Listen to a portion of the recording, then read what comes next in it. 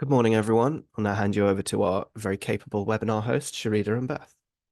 Right, thank you, Ali. Good morning, good afternoon, wherever you are. Okay, so we're going to go through a few of the templates and forms that we sent with the email with your signed grant acceptance form. So I'll be going through about 6 of them, and then Beth will go through the delivery chain risk map and risk register towards the end. And I'll start off with the quarterly report and claim form. Just to note that there's 2 types of forms. So there's one type of form for the lead organizations that have selected payments in arrears as the payment option, and there's another one that is for payment in advance. So I'll go through those 2 separately, but there are kind of common sections within the forms, and I'll explain the ones that are slightly different between the 2 payment options after this. So for the common ones, project progress, that's section A. I think in terms of this form, because it's done quarterly, try to be as clear and concise as possible. We don't want, really long paragraphs. It's just a kind of short check-in to see how you're doing on the project progress. So the first section is, are all the project activities on track? A kind of simple yes or no question. If you do select no, kind of briefly explain which particular activities are delayed and the impacts on the delivery, including any kind of financial budgetary impacts as well. And then the second question is, have any project outputs or outcomes been achieved in this period? So yes or no. If you do select yes, it'll be good to know kind of what are the key outputs or outcomes that have been reached. And then the third question is asking, please detail any challenges you have experienced in this particular quarter. So this is just anything that you have experienced operationally or technical challenges, any unforeseen external circumstances. Just kind of detail those out here. It'll be good to know what has happened within this reporting quarter. And then for the fourth question, any unexpected developments or lessons learned? So again, being really brief, we'd want to pick up on the lessons learned in the annual narrative report. So just kind of be brief in this section so we can pick up any learnings there as well. And then the fifth question is any challenges or delay that you foresee for the next quarter. So when you are submitting the report, if you do have any idea of things that you would encounter in the next quarter, it'd be good to know. And roughly what the impacts of this would be on the delivery, including any kind of financial budgetary impacts. So we are kind of aware of those going into the next quarter. And then question 6 is more like a catch-all. So it's just any other issues that you'd like to raise with the team in terms of management, monitoring, financial procedures, or project risk. So it'll be good to kind of lay this out as clearly as possible. And just be mindful when you are writing these sections that the person who is reviewing this may not be as technical or know the project in a lot of detail as you would be. So just trying to explain it in clear language would be good. And then I'll skip section B and section D because it is slightly different for the different payment options, and I'll go through that in a bit. But section C is the forecasted expenditure for future quarters. So, for example, this quarterly report and claim is for quarter 2 of year 1. So we'd want to know a very rough estimate of forecasts of expenditure as a total figure for the next following 4 quarters. So because this is year 1, quarter 2's report, the next 4 quarters would be year 1, quarter 3 and 4, and then year 2, quarter 1 and 2, just so we have a rough idea of the forecasted expenditure. Just note that the totals of these forecasts should kind of agree to the annual budget approved in the grant offer letter for each kind of annual project gear. So just be mindful of that when you are filling in these sections, that they kind of add up to what's the annual budget approved in the grant offer letter, or the grant acceptance form, where some of you may have kind of shifts in the annual budget based on our comments in the special conditions. So just be mindful of that. Section D, I'll come to in a bit because it's slightly different based on the payment options you have. And then section E is just a confirmation of bank details. So it's just the bank name on the bank account, SWIFT code, IBAN number. Sorry, it's appearing a bit weird because I have it on browser. But this should be the bank details that we have on file. It's just a confirmation of it in the quarterly report and claim form. And then for the last section is just a certification to say everything that is submitted in this report is accurate and correct, and that this payment that you are claiming will not result in a double funding of the work carried out by other sources of funding. And then it will be signed by the organization's authorized signatory. So those are the common sections. And then for the sections that are slightly different based on the payment options, which is section B and D, I'll go through the payment in arrears payment option first. So basically, you'd fill in the forecast that you had that agrees to your previous claim form. So the total here would need to agree to this forecasted section that you submitted in the previous claim form. But it's just broken down by the main budget headers. So I've put in a worked example here. And just to note that we are kind of working on a guidelines on how to fill in these forms with work examples. So no worries about like trying to figure out the figures right now. We'll share kind of a work example and guidelines later in the month or so. And then in terms of actuals, this is the actual expenditure incurred within the quarter. And it's just split by the main budget headers. The next template that I'll be talking about is the half-year financial report. So just be mindful that these actuals should agree back to the half-year financial report where you're submitting the transactions for each quarter. So it's kind of good to use that template, not necessarily that you need to submit every quarter, but it's for you to kind of keep track of the actual spend. So again, this should kind of just split by the main budget headers. And also, you don't need to submit any kind of partner transactions, like very detailed transactions. So this is the budget based on the lead organization's budget. So all of your subgrant or partner transaction or actual expenditure would appear in this line just as a total.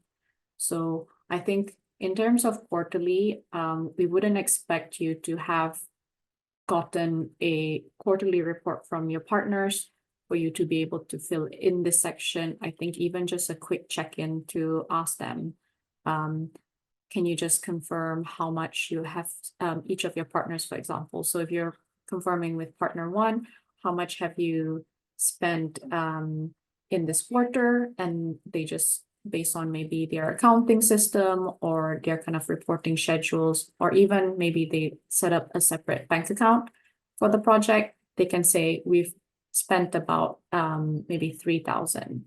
So that is enough for you to kind of input into this section here. And then later on, when you do get their reports that they submit to you, you can kind of reconcile the two. So we wouldn't expect you to get reports from your partners first before reporting to us. Just a quick confirmation on how much they've spent so far is enough, purely because the timelines would be a bit tight to then wait for all of your partners to report to you before you report to us. And then the next section is just the variance. So it's basically the forecast less the actuals. And for the comment section, it's just an explanation on the variances. So we'd only really look at variances that are above kind of 5% or exceeds 5%. So in these cases, I think a few of them exceed 5%. This last one, we just put NA, it's within not applicable, within 5%. So just a short description on, like, for example, staff costs, you forecasted 10,000 and actuals are 8,000. So your variance is 2,000 less than the forecast. So just a brief description to say there's delays in activities, 1.1 to 1.4, for example, for the lead organization. And that should kind of tie in, these kind of variances should kind of tie in with the section on the project progress as well. So it can be just as brief as how I've kind of done it here. Like I said, we'll share worked examples later on. And then for section D, which is the payment request section, this is the amount that we would pay out. So for payment in arrears, we would be paying the actual spend that you have incurred in the quarter.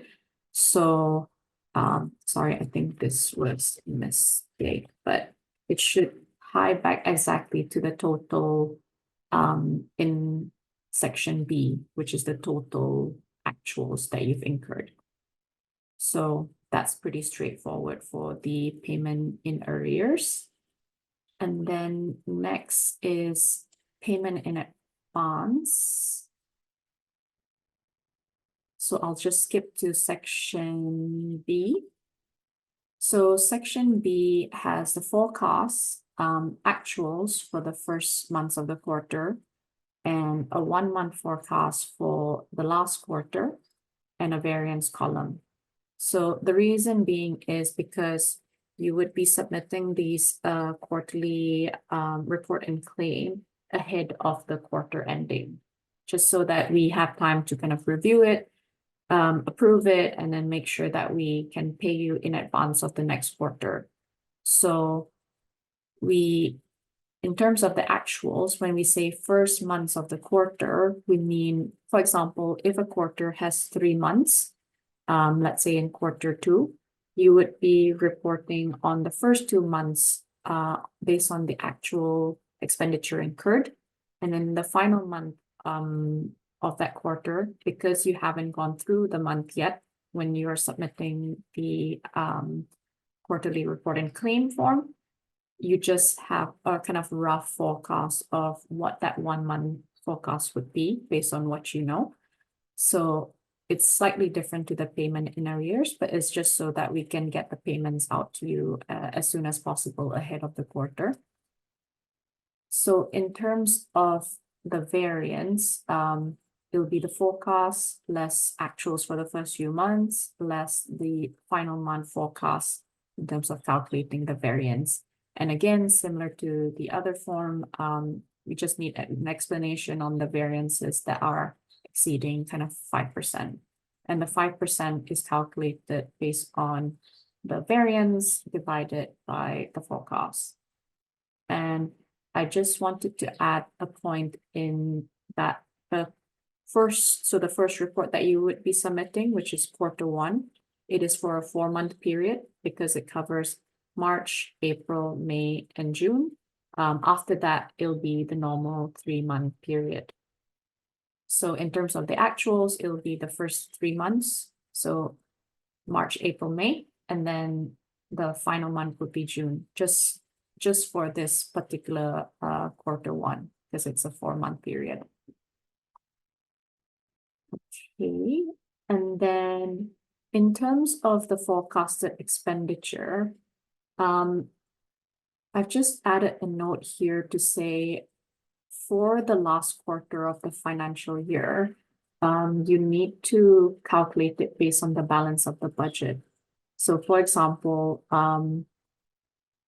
you have your total year 1 budget, which is either in your approved grant acceptance form or grant offer letter.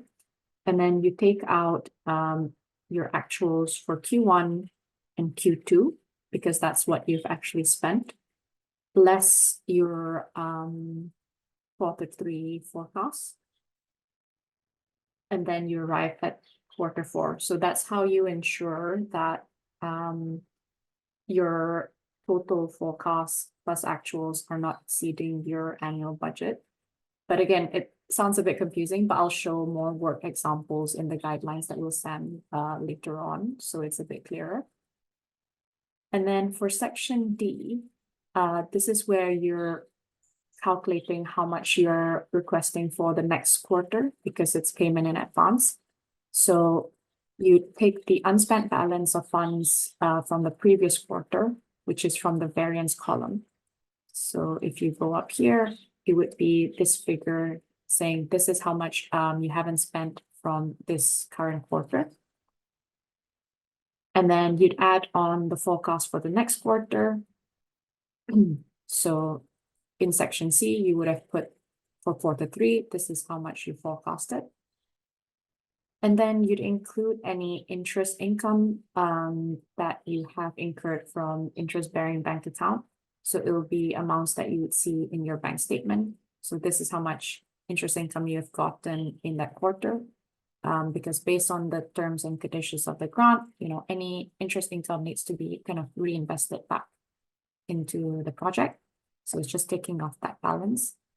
And then the payment requested for the next quarter is what your forecast is for the next quarter, less any unspent balance from this current quarter, and less any interest income to work out how much you're requesting for this quarter. But again, like I said, don't worry, we'll share our worked examples with figures to make this a bit clearer. And then the next template I'm going to show is the half-year financial report.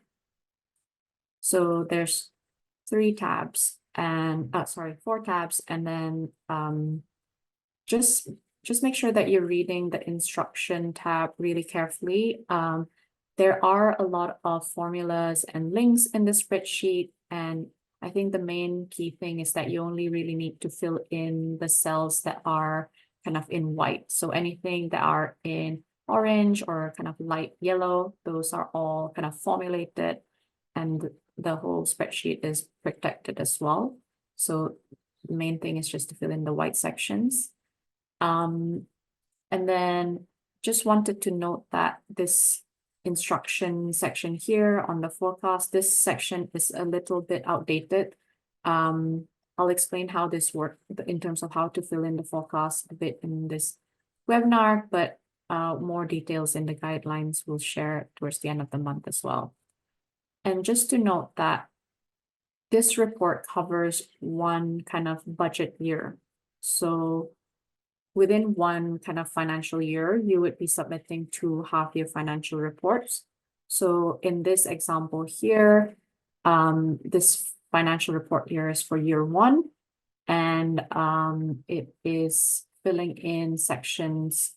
So it's basically the first half-year report. So it has all the Q1 and Q2 actuals. And then when you get to the end of the year, you submit a second half-year report. You basically use this same template, just adding on the actual expenditure incurred for Q3 and Q4. And then once that project year has finished, you kind of save that down, and then you start, you fill in a new kind of half-year financial report template starting from the next financial year. So just to note that one template covers the whole year. Once that year has finished, you start a new template filling in the subsequent kind of project years. So in terms of the different tabs, so the report summary, this top section here would be kind of the project information. Please kind of fill in the project information as agreed in the grant acceptance form or any kind of subsequent approved change request form. It might be project end dates, etc., but this should be what we agree to, what we have on your records. And then in terms of the financial report year, like I said, just put year 1, year 2, year 3, etc. And then this annual summary, this is all kind of formulated, so you don't have to do anything. But basically, this pulls in the total budget for the year, the total forecast, which is pulling in from these sections below, adding up all the quarterly forecasts, the total actuals, doing the same thing, pulling in the quarterly actuals, and then just a summary of the variances against budget. And then further down below, there's two sections kind of splitting between the two half-year summaries. So because we're in the first half year, Q1 to Q2, you can see this section filled in. But in terms of filling up the forecast, you can fill this in based on what is in your grant acceptance form. So for the first year, you would have put in the grant acceptance form your for quarterly forecast. So that should kind of tie back to that, not just for Q1 and Q2, but Q3 and Q4 as well.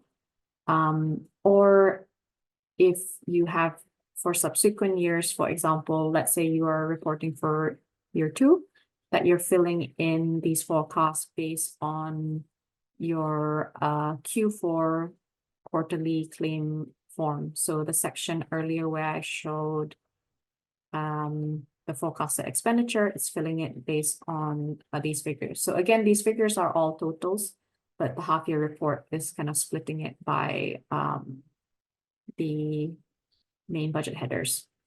So just make sure that the kind of totals agree. And then based on the kind of variances, again, anything that exceeds 5%. So these two examples do not exceed 5%, so you don't really need to give any comments on it. But where they do exceed, again, just a brief description of why the variance has occurred. And then there will be sections here where if there is an error in how these sections are filled up, it will pop up here. So for example, in this example, the total budget and the total forecast ties exactly. But let's say I change this figure. And then now the total forecast doesn't agree to the total budget. This error message will pop up and say the forecast entered below does not equal to the total budget, just so that you're aware as you're filling this in, there is kind of a kind of self-check there. And another error message that might pop up is, let's say, if you are filling in your transaction list, and let's say I'll just put in an example here for 3,000, but you haven't selected the kind of budget code or reporting period, there will be an error message here to say that there's one or more transactions in the transaction list sheet that either missing the budget code or reporting because it's not kind of pulling through to the main kind of budget headers. So those are like the common error message that will come up. And then that same error message will also appear in the report detail. So in terms of the report detail sheet, the only sections you need to fill in is this kind of white section, which is the budget. So this should be coming from the approved budget from the lead organization tab. So you'd fill in, basically you have to just copy and paste the budget into this section, and the rest are just actuals for the quarters pulling in from this transaction list tab. So I'll just scroll down quickly. It should be based on your budget.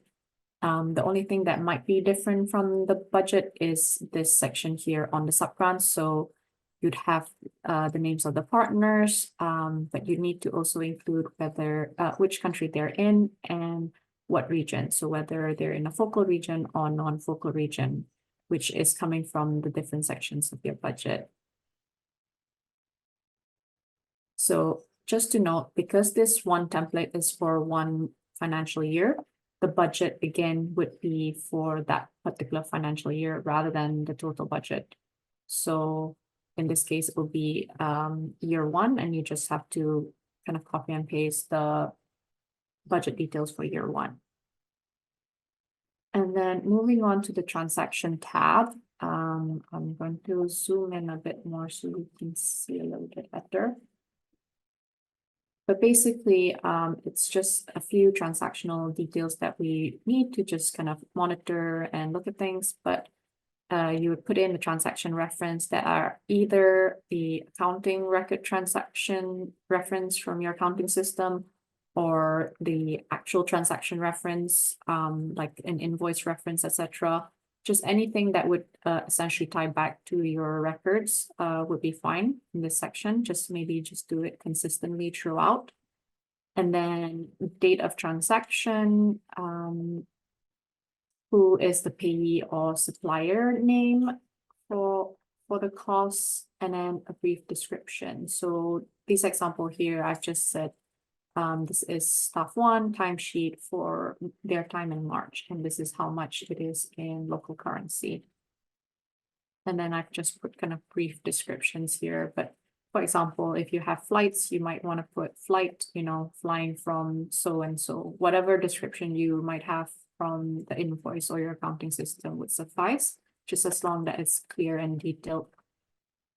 And then you have sections here on the amount in local currency. So I've put the currency as GBP, but for example, this line here, it's in USD, and therefore it has an exchange rate inputted to get to the amount in GBP. So again, going back to the guidance or the terms and conditions of the grant, this is based on the monthly average OENDA.com rate.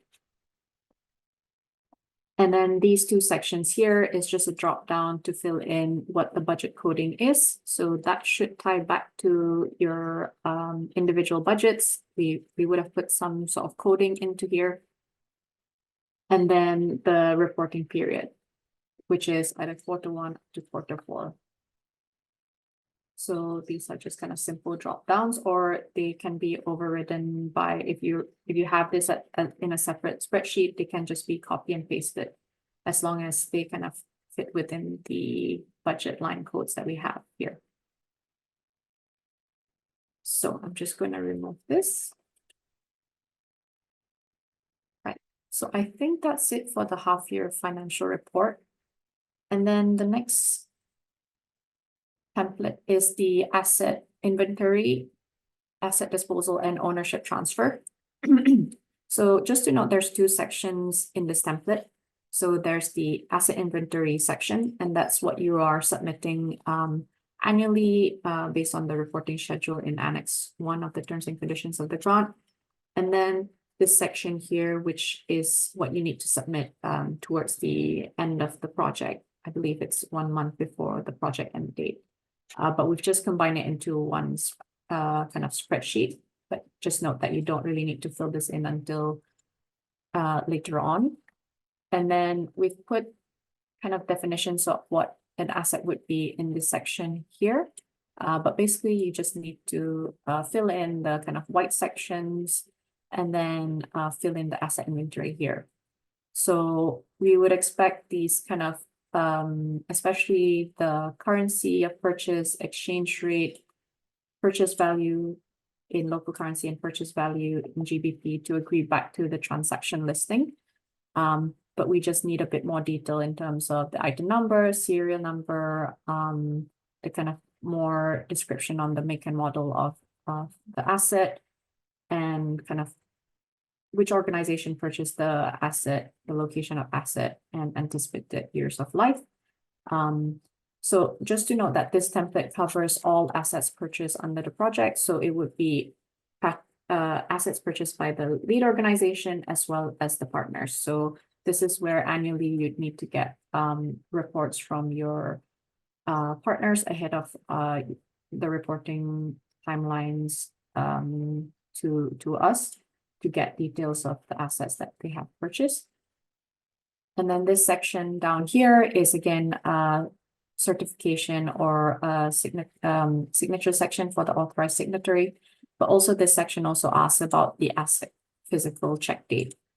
Based on the terms and conditions of the grant, this needs to be done at least annually. It can be done by the lead organization. It can be done by a proxy of the lead organization, but at least there is some annual check that the assets are still there. And then for the second section, which is the asset disposal and ownership transfer, this is needed in, like I said, the final year of the project. The deadline for submission is 1 month before the project end date. However, your grant managers would contact you kind of 6 months before the project end date to discuss rough plans on what you'll be doing with the asset, whether it'll be disposed or it'll be transferred over and to whom. So this is just whether you would indicate whether it's a disposal or an ownership transfer, the date of disposal and transfer. So this should usually be the project end date, the organization that the asset will be transferred to, if applicable, if you select this, or if you select disposal, kind of the reason for disposal as well. But like I said, you'll start to have conversations with your grant manager around 6 months before the project ends, so that we can keep this section can be guided as well by them. Right, and then the next form is the change request form. So should be pretty simple, but you input your project info details here, the type of change that you're requesting. So it's between kind of 6 categories, and it might be that you are requesting a change that affects several categories. So just tick whichever that is applicable. So you might have a change that has a significant change in your project activity. So you select technical, and that in return also impacts the budget. So you tick these 2. And then in terms of the partner organization, this is where you have any changes in your partner organization, any changes in key personnel. So it's those personnel that you maybe have attached CVs in the application form. So if there is a change or turnover in staff, it'd be good to know who those new personnel are and kind of submitting their CV as well. And then the next one is bank details, any changes in bank accounts, and other is just any other changes that might not be covered here. And then in this section, we just need to know kind of details of the changes, but very clearly and concisely, and how it is different to the current agreement. Explaining the reason for the change requests. Again, making sure there's enough detail for someone that doesn't know the project in a lot of detail. Sorry. And then this section here is for attachments. So just ticking the boxes in terms of what type of attachments you have. These are just examples of the type of attachments, but it could be anything depending on the change request that you are requesting. And then if you did select change in bank details, you need to fill in section C here, which is similar to the grant acceptance form. And then you need to fill up to this section here in terms of who's the authorized signatory of the organization, the lead organization. And then section D is just for the REDAA team. And then just briefly, the last 2 templates is the brand guidelines template. So I'm not going to go through it in a lot of detail.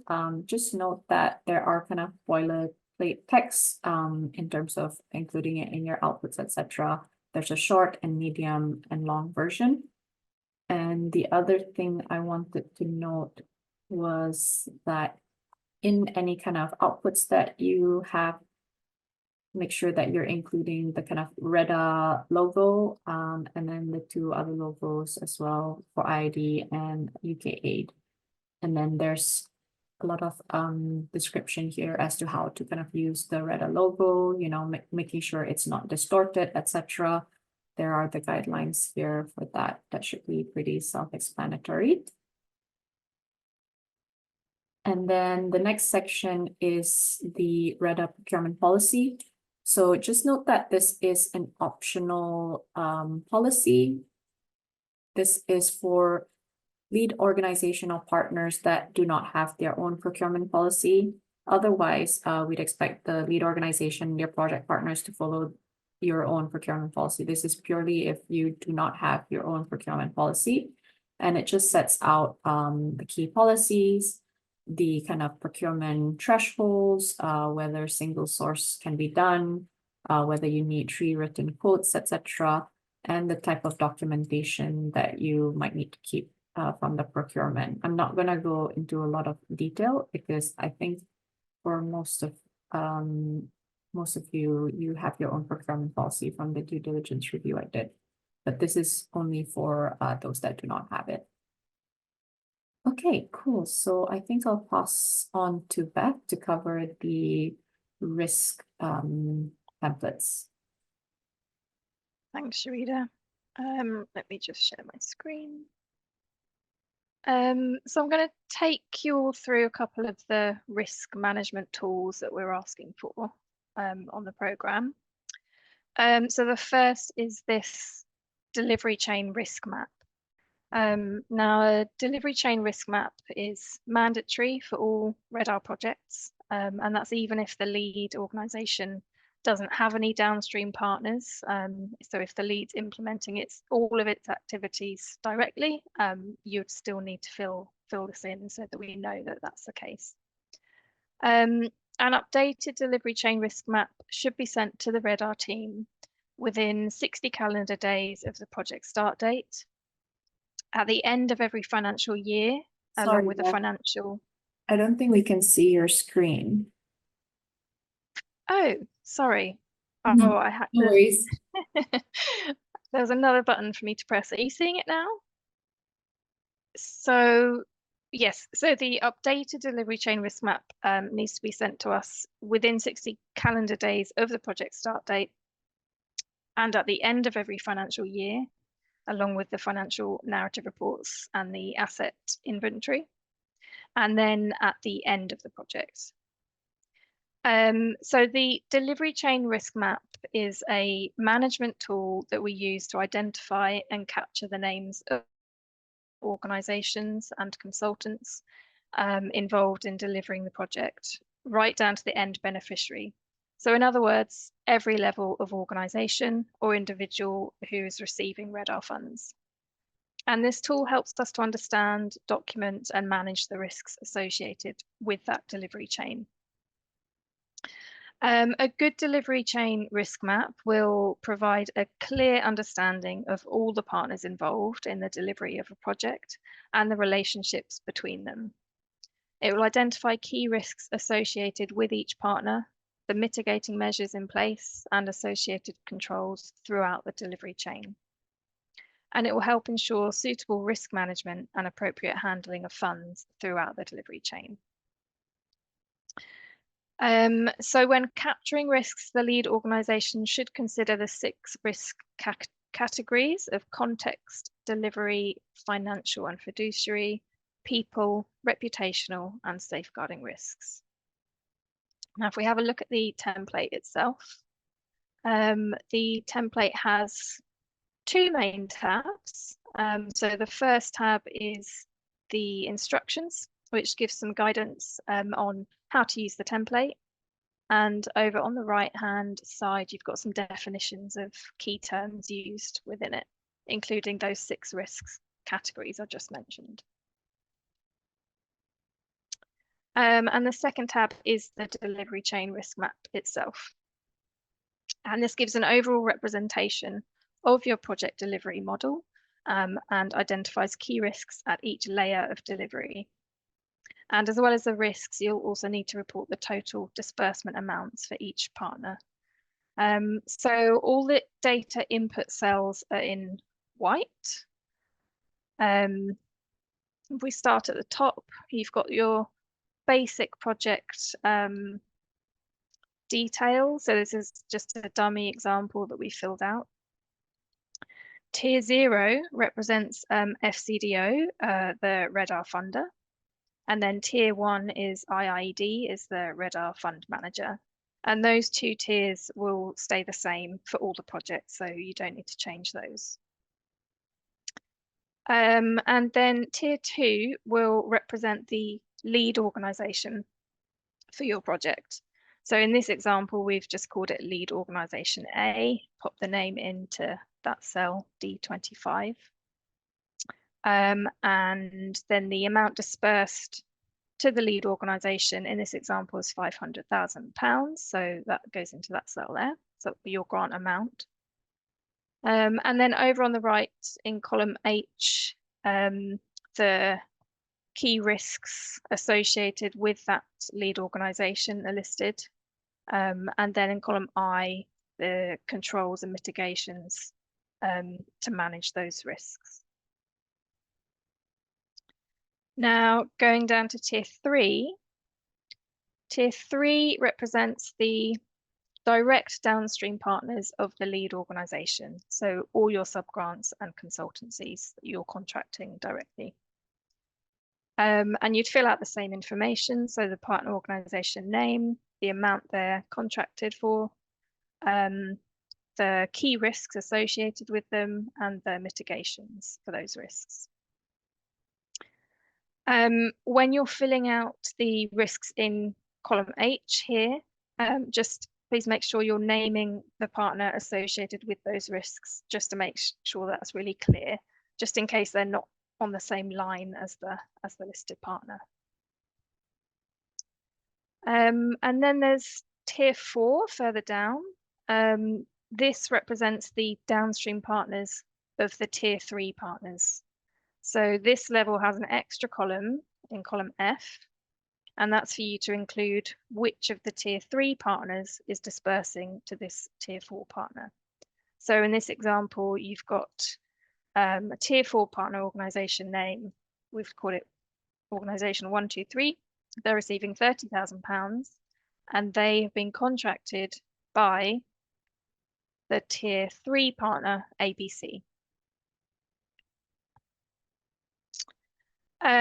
And so on. So this goes on to tier 5, in case any of your tier 4 partners have further downstream partners. That's as far as this template goes, but if you do need more tiers, let us know. But tier 5 tiers is already quite a lot, so we don't expect it to go more than that. But if yours does, just get in touch and we can add more layers in.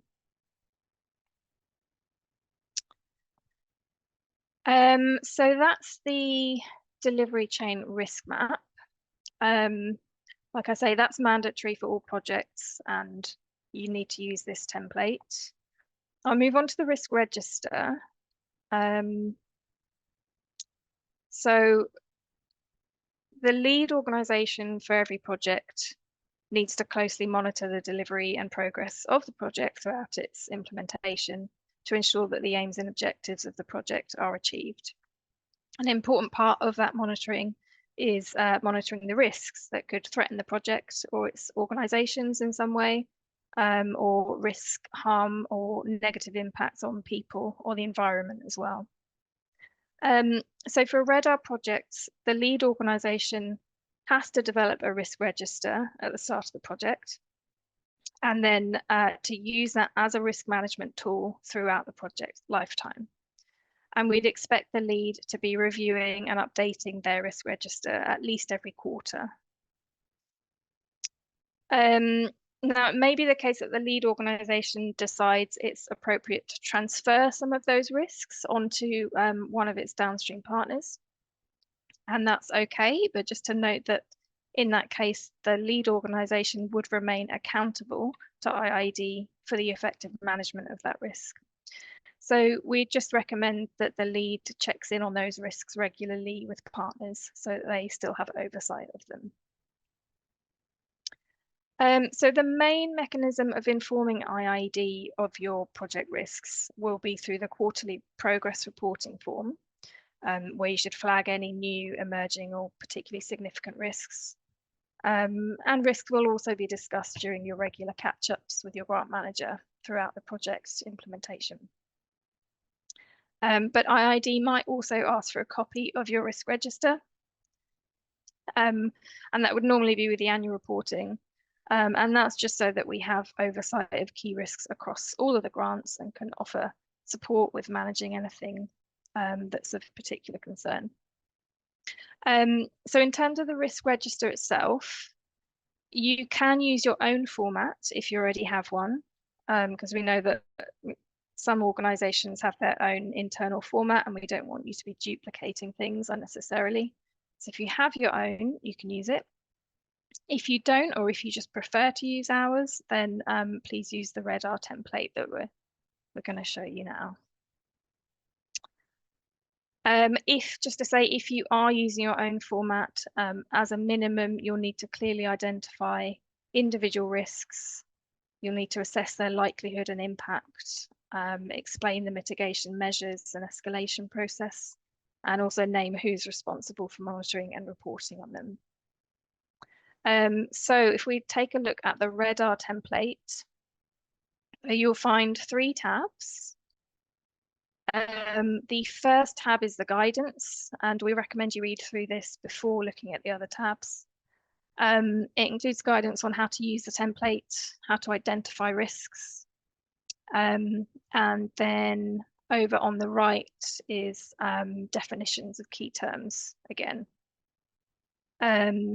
So what we mean by risk status, likelihood, impact, treatment, category, and trend. The second tab is the data summary, and this gives a visual summary of your project risks. And this should be automatically updated when you add data into the risk register tab.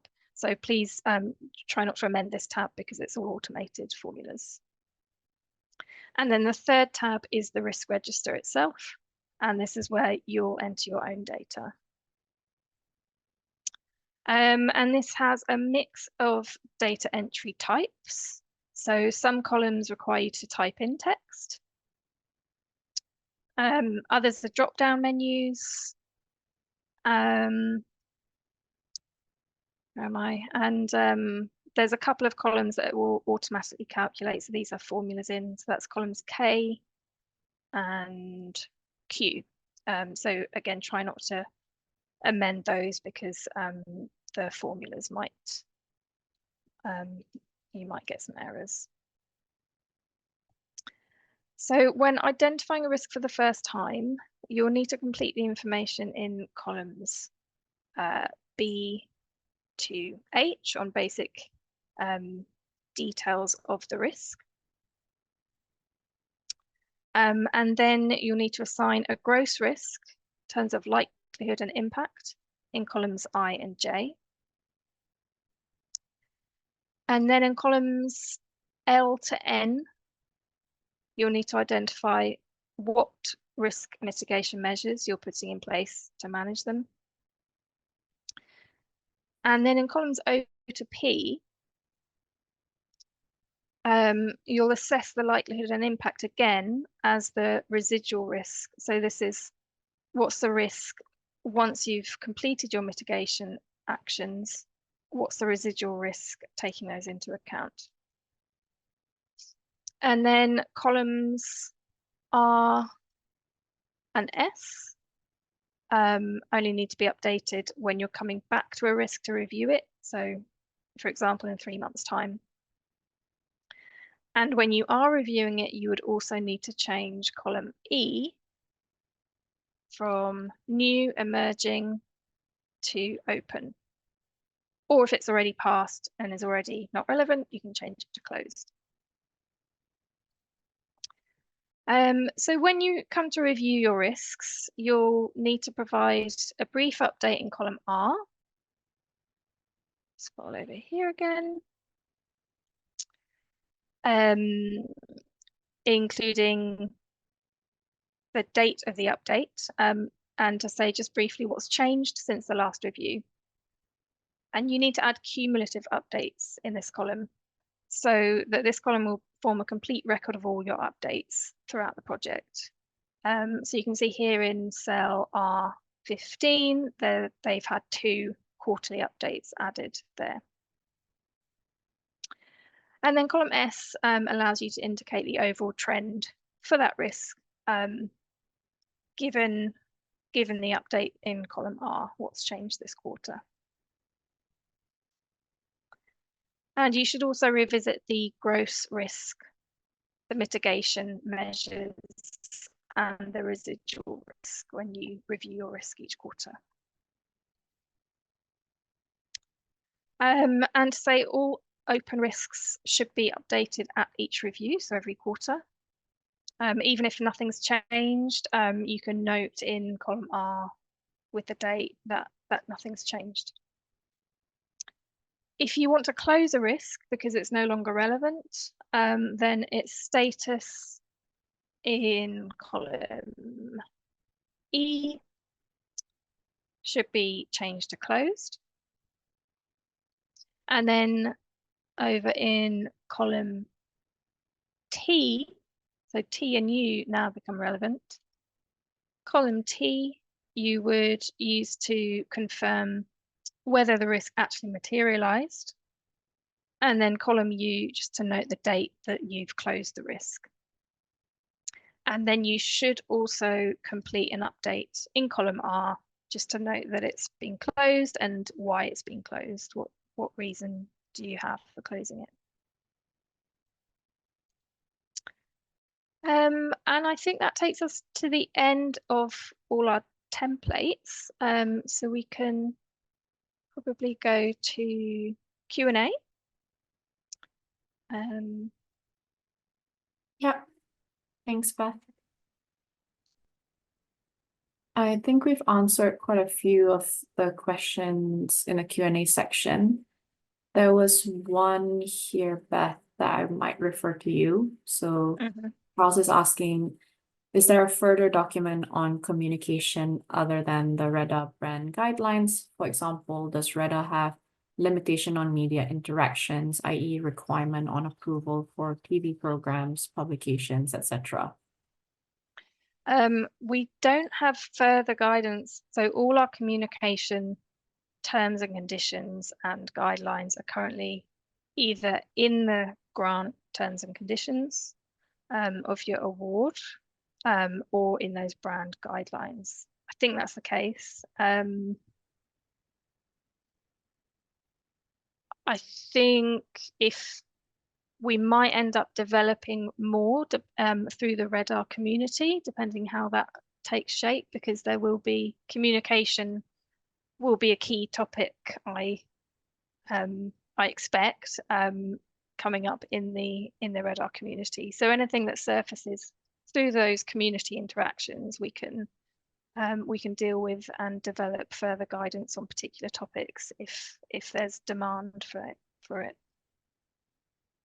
So yeah, I think then in that case, whether they need approval for TV programs or publications, I don't think that would be the case. I don't think you'd need our approval. It would be nice to know about them though, and if we can know about them in advance, that would be really great. But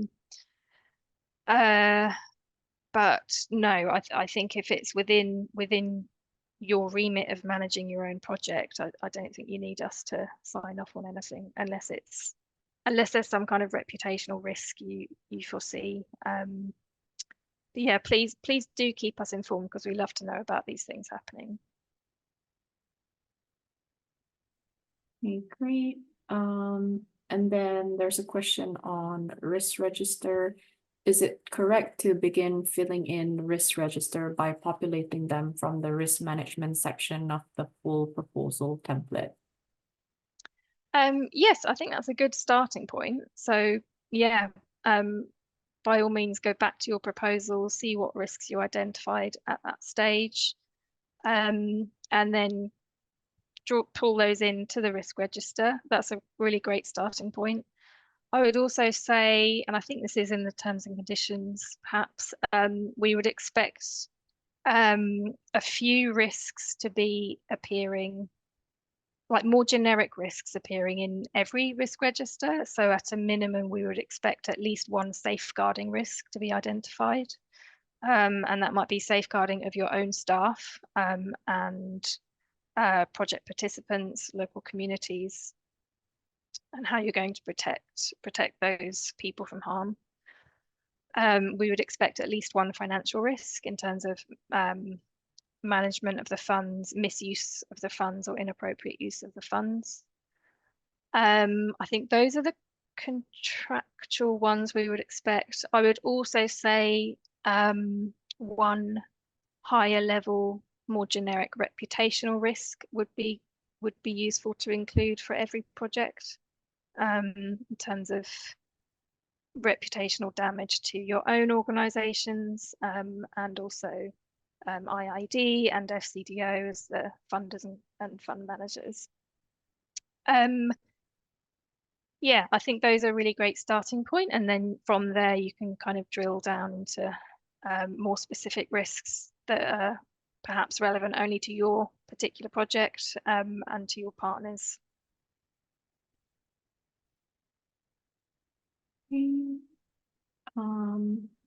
I think we have a few questions in the webinar chat that's not in the Q&A.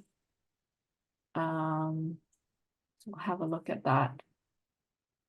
The risk register is required for the lead organization, or the partner also needs to register too? So the REDAA requirement is that the lead organization has to have and maintain the risk register. You might want to encourage your partners to also have their own risk register, but that's not a mandatory requirement for us.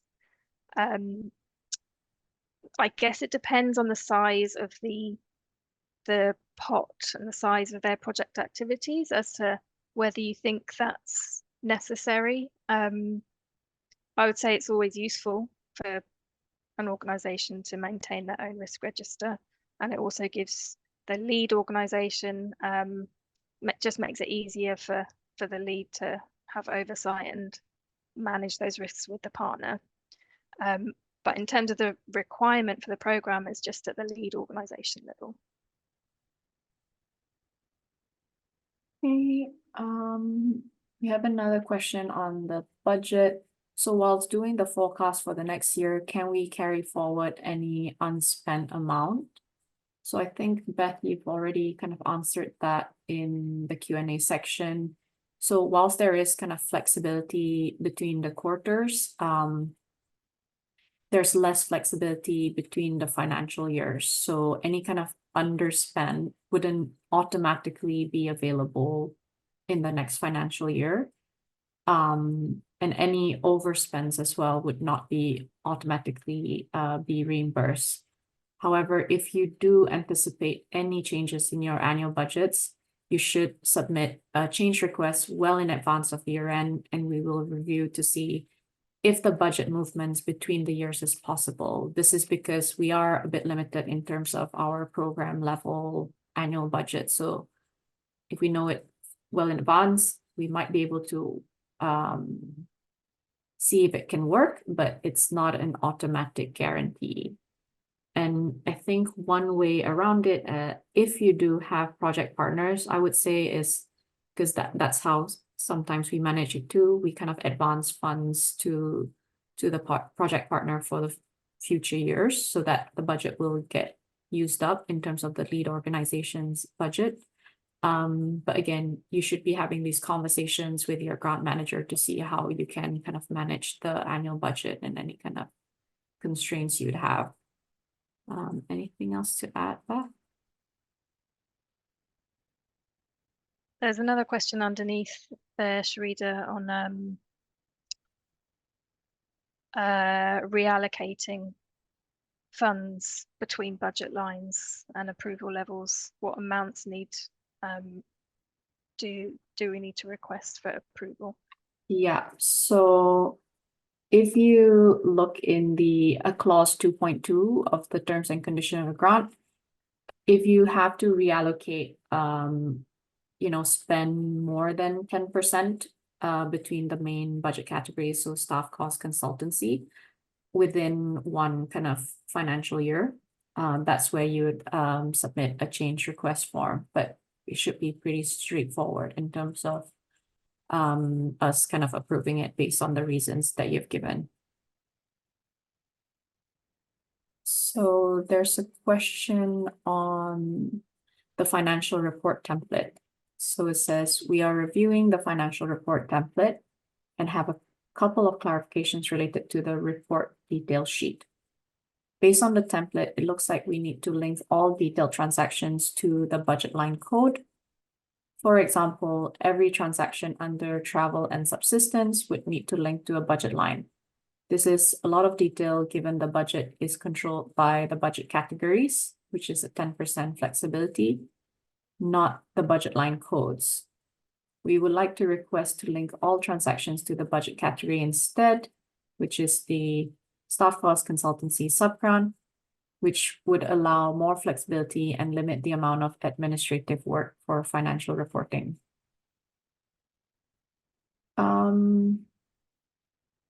I think that's something we'll need to look into, but I don't know, Beth. Maybe you can come in on it. We can certainly review it, I think. I see what you mean. I guess it depends.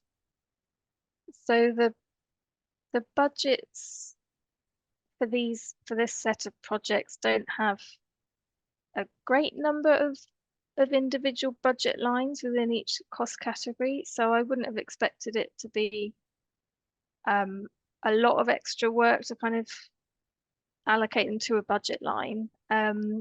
But if that's not the case, if it is proving too onerous, then we can review it. But I would ask if maybe just try it for this first quarter and then let us know how it goes. First 2 quarters. Yeah, we're really interested in learning like what's the best way to monitor. I guess when I think of the individual budget codes, for example, it's one thing to say, yep, you have flexibility within 10%, but also we've approved the budget based on the budget breakdown, based on the kind of staffing levels, costs for travel and subsistence and consultancy.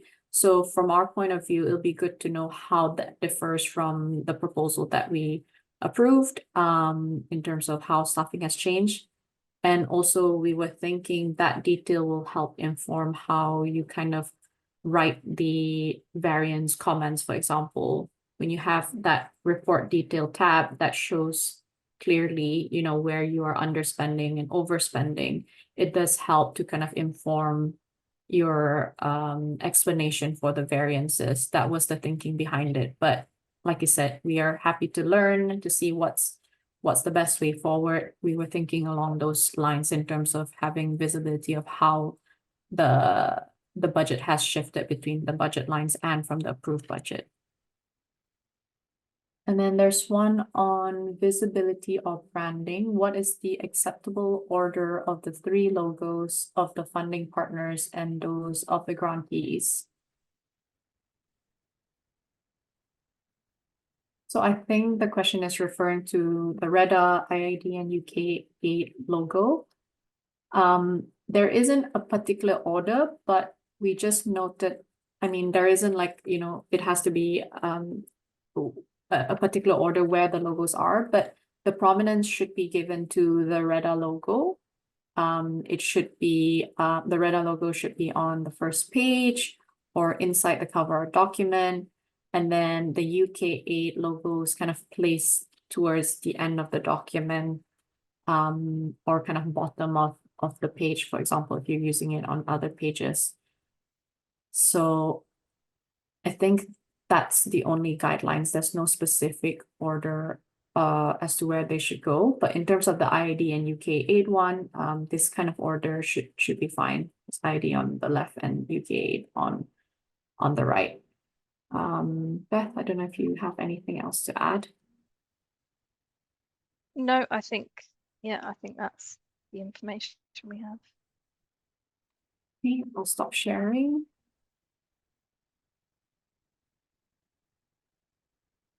And then there's another question on, please note that due to confidentiality pertaining to staff costs, we cannot report actuals for staff, each member separately in financial report. The total staff cost will be lump sum. If this detailed information is needed, then the REDAA team can reach out to our finance staff responsible for the staff time charge, and they can share this information accordingly. We can share contact information with you if needed.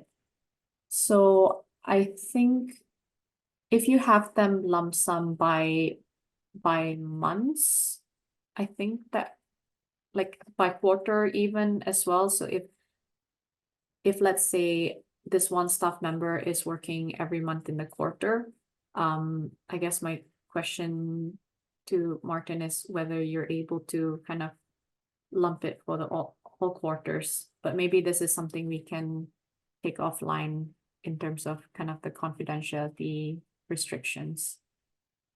In terms of just sending us an email about it so we can understand what it is exactly, but it's good to know that we can reach out to your finance team to get more details as well.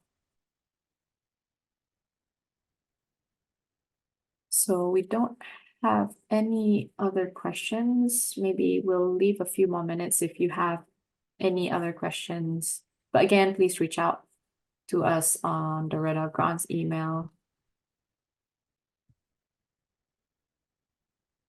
Okay, so we have a new question on, is it possible to share a template of a banner?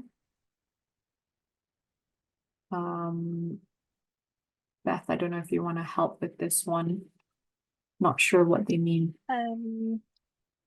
What kind of banner? Do you mean like a program, a REDAA banner for like conferences, exhibitions, that kind of banner? Yeah, it might be, and it might be that.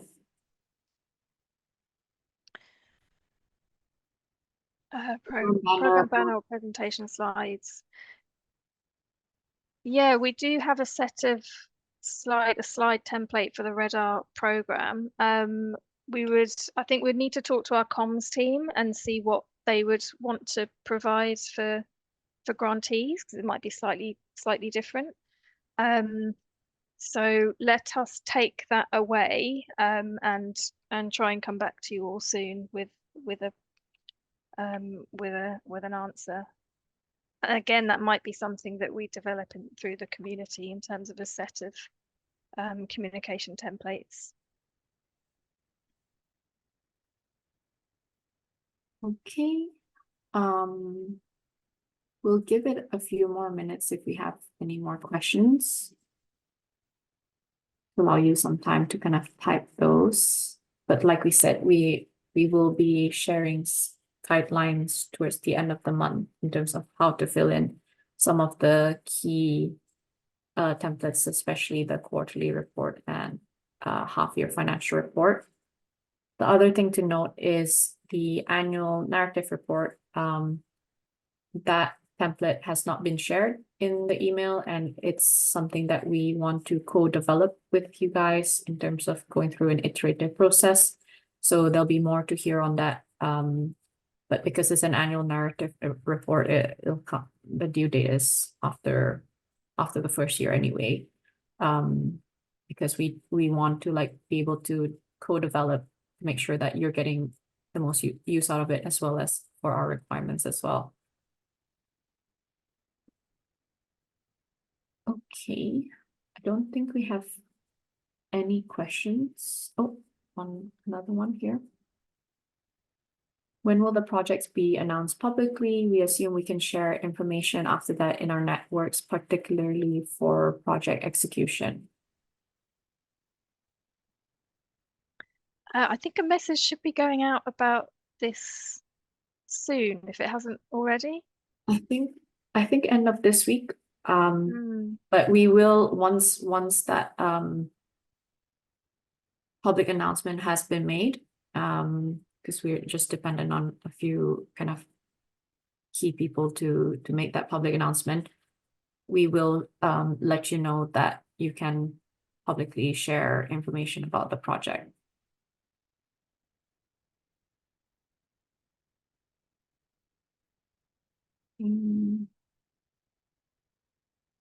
And then we have another question in the chat. We need to request a revised budget.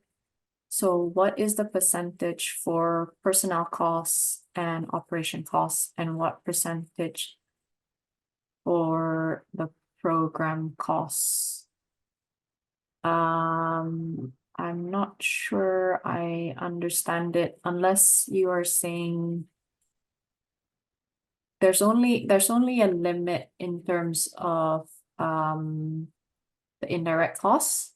So that should be, but that's overall over the annual budget. So when you are kind of requesting a revised budget, kind of think about the overall project. The indirect costs would be, there's a cap of 20% on the total direct costs. And then same with equipment and capital budget line, that would be 10%.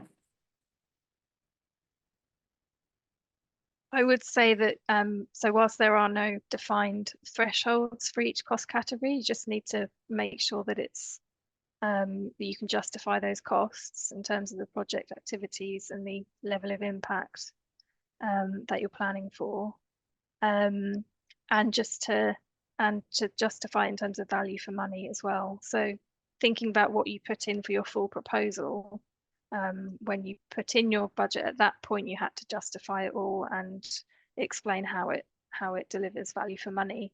So we'd expect that same kind of justification to come through with any budget changes as well.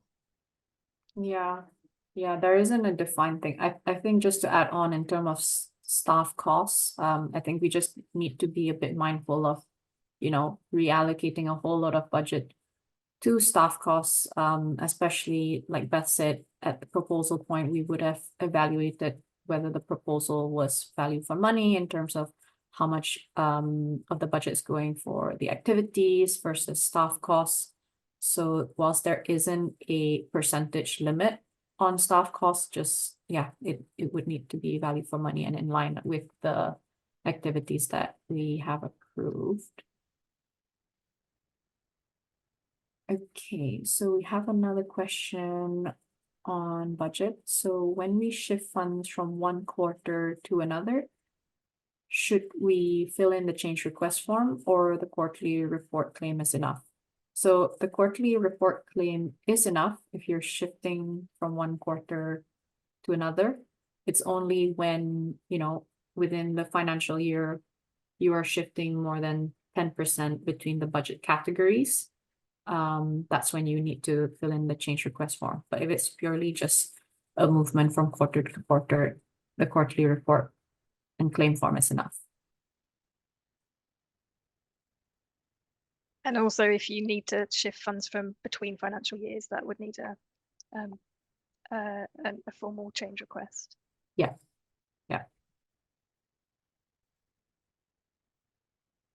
Okay, so I think we don't have any other questions. Thank you so much for joining. Like we said, we will send further guidance towards the end of the month, so that you have enough time to kind of fill in these templates, especially the quarterly report and claim. And any specific questions relating to your organizations or the template, feel free to email the REDAA grants mailbox. We'll answer it as soon as we can. Yeah, thank you so much. Thank you, everyone. Bye.